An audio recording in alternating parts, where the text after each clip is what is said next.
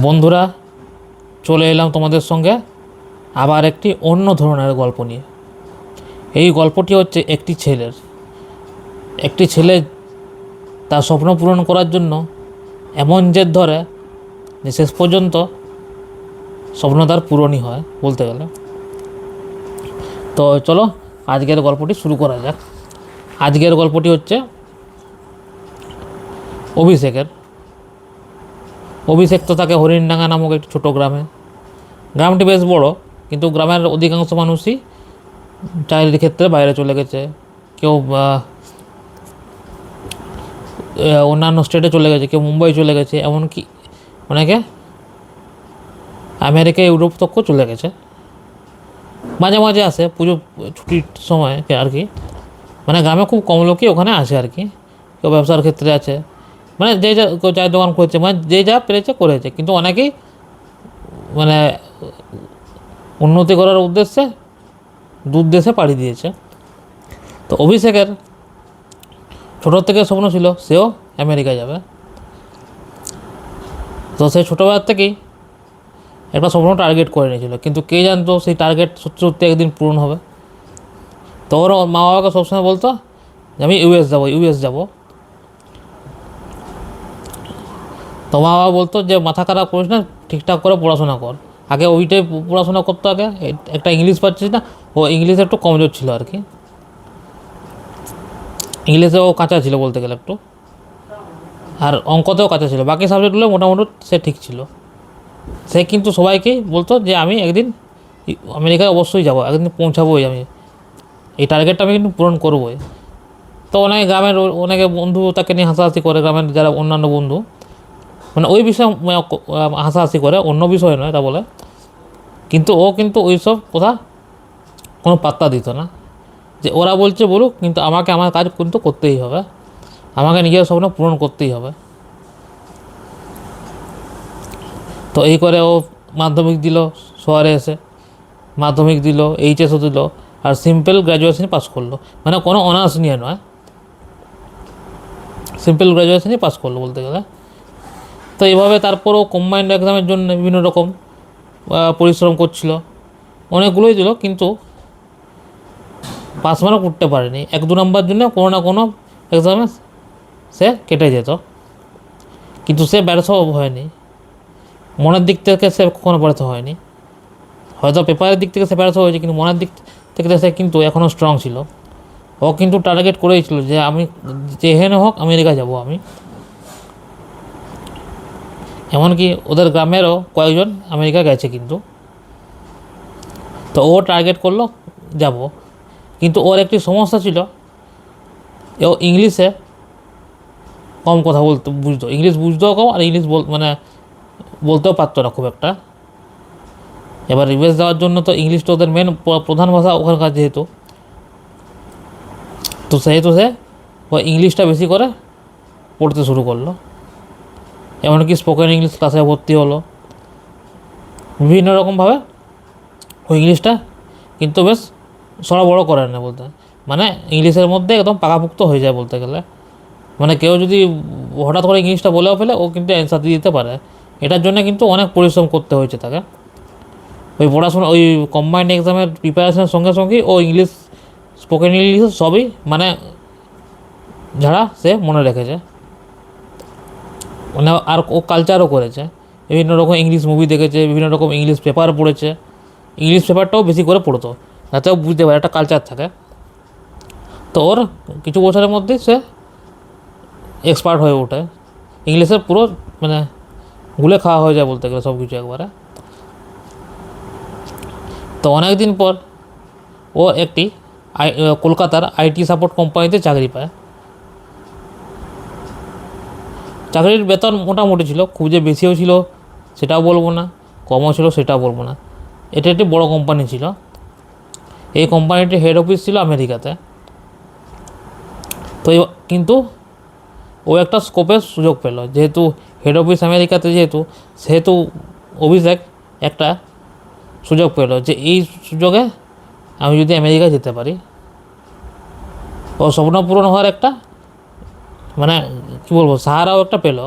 তো ও অফিসের মধ্যে মন দিয়ে কাজ করতো, অফিসের বাকি বাকি বাকি যারা ওয়ার্কার তারাও সবাই কাজ করতো, কিন্তু ও সবার থেকে বেশি মন দিয়ে কাজ করতো, মানে ওর মধ্যে ঢুকে যেত কাজের জন্য। তো অফিসের কয়েকজন ভালো এমপ্লয়ির মতো ও বেশ নামডাক কামিয়ে ফেলে অফিসের মধ্যে সবাই ওকে ভালোবাসে, আর ও সবাই কাছে মিশুকে ছিল। হয়তো ওকে অনেক সময় তাচ্ছিল্য করা হয়েছে, কিন্তু ও কোনোদিন কাউকে ঘুরে উত্তর দেয়নি। ও মনে করতো যে যা বলুক আমি কিন্তু নিজের টার্গেট পূরণ করবই। তো কয়েক বছর ওই কোম্পানিতে চাকরি করা হয়ে গেল। হঠাৎ একদিন আন্তর্জাতিক লেভেলে একটি কাজ করার সুযোগ আসে, মানে ডাইরেক্ট আমেরিকার থেকে আর কি। তো ওখান থেকে বলা হয় যে আমাদের কয়েকজন এমপ্লয়ি লাগবে। তো এমপ্লয়িদের মধ্যে কিন্তু অভিষেকেরও নাম উঠে আসে, মানে যে এমপ্লয়িরা কাজ করেছে তারাও বেশ ভালোভাবে কাজ করেছে, কিন্তু তার মধ্যে অভিষেকও ছিল। অভিষেকের এই ব্যাপারটা শুনে তো সে খুব মনে মনে আনন্দ পায়, হয়তো প্রকাশ করে না, কিন্তু সে মনে মনে প্রচণ্ড আনন্দ পায় যে আমি কিন্তু স্বপ্নের দিকে এগোতে শুরু করেছি, আমি কিন্তু হাল ছাড়বো না। তো পরে ওদের ডাক আসে, মানে যাদের যাদের ডাক আসে তাদের, আর বিদেশে যেতে গেলে সবার প্রথমে তো পাসপোর্টটা দরকার হয়। পাসপোর্টের সব কিছু সব ভেরিফিকেশান সব কিছু হলো, পাসপোর্টও চলে এলো। তারপর ভিসাতে তো ইন্টারভিউ হয় এমবেসিতে গিয়ে। তো ভিসা ইন্টারভিউ এমবেসিতে যাওয়ার পরেও সে মানে নিজস্ব কনফিডেন্সে সব কিছু উত্তর দিল ওদেরকে। তো ওর ভিসা প্রসেস মানে ভিসা অ্যাকসেপ্ট হয়ে গেল বলতে গেলে। আর ভিসা অ্যাকসেপ্ট হয়ে যাওয়া মানে তুমি ওদের দেশে যেতে পারবে। এরপর ওদের একটি দিন ঠিক করে ওরা আরও মানে এমপ্লয়িদের সাথে, মানে অভিষেকেরই বন্ধু ধরে না, মানে একই কোম্পানিতে কাজ করতো, তাহলে বন্ধুই বলতে গেলে।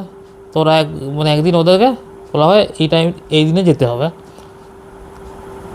তো পুরো একদিন শুনেছি মানে লাগে নাকি, মানে বলা হয় নাকি প্রায় একদিনই লাগে এখান থেকে যেতে ফ্লাইটে। তো ওরা গেল সবাই মিলে। যখন ফ্লাইটে আমেরিকার মাটিতে যখন পা দিল, তো ওর শরীরে একটা শিহরণ জেগে উঠলো যে ছোটোর থেকে যে জায়গাটার আমি কল্পনা করে এসেছি, যে জায়গাটার আমি যাবো স্বপ্ন পূরণ করেছিলাম, মানে টার্গেট করেছিলাম, এক সময় জিনিসটা অসম্ভব হতো আমার কাছে, কিন্তু আমি কিন্তু মনে মনে অসম্ভব করিনি, আমি অসম্ভবকে সম্ভব করে দেখেছি। সে আমেরিকায় পা দেওয়ার পরেই তার একটা অন্যরকম সিচুয়েশান তৈরি হয়।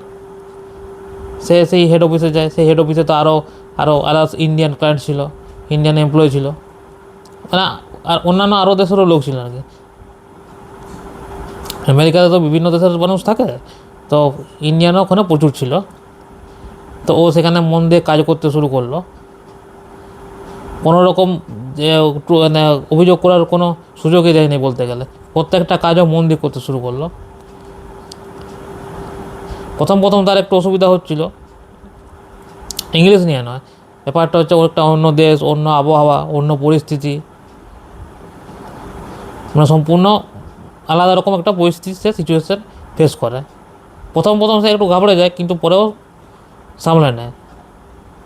ও কিন্তু ভয় পিছপা হয়নি বলতে গেলে। ও নিজের মন দিয়ে ও কাজ করছিল, কখনো ও ভেঙে পড়েনি।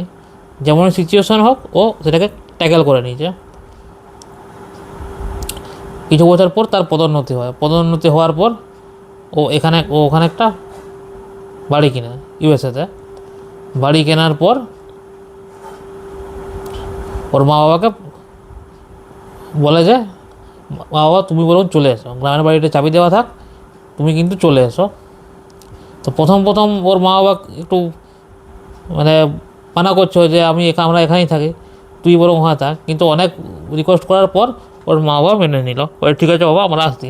তারপর যা প্রসেস হয় ওরা সব ফলো করলো। ফলো করার পর ওরা গ্রাম ছেড়ে ডাইরেক্ট ইউএসএতে শিফট হয়ে যায়। তারপর ওখানকারই ভারতীয় একটা মেয়ের সাথে পরিচিত হয়। তারপর ওখান থেকেই ওদের বিয়ে হয় আর কি। মানে ইউএসএতে তো অনেক ইন্ডিয়ান বাস করে, তো পরে ওখানেই ওরা শিফট হয়ে যায়। তারপর তো ওদের ছেলেপুলে সব ওখানে স্কুলে পড়তে শুরু করলো। তারপর ওদের আলাদা সংসার গড়ে উঠলো বলতে গেলে। তো এই যে একটা জেদ ছিল ওর মধ্যে, ও সেই জেদটা কিন্তু পূরণ করেই ছাড়লো।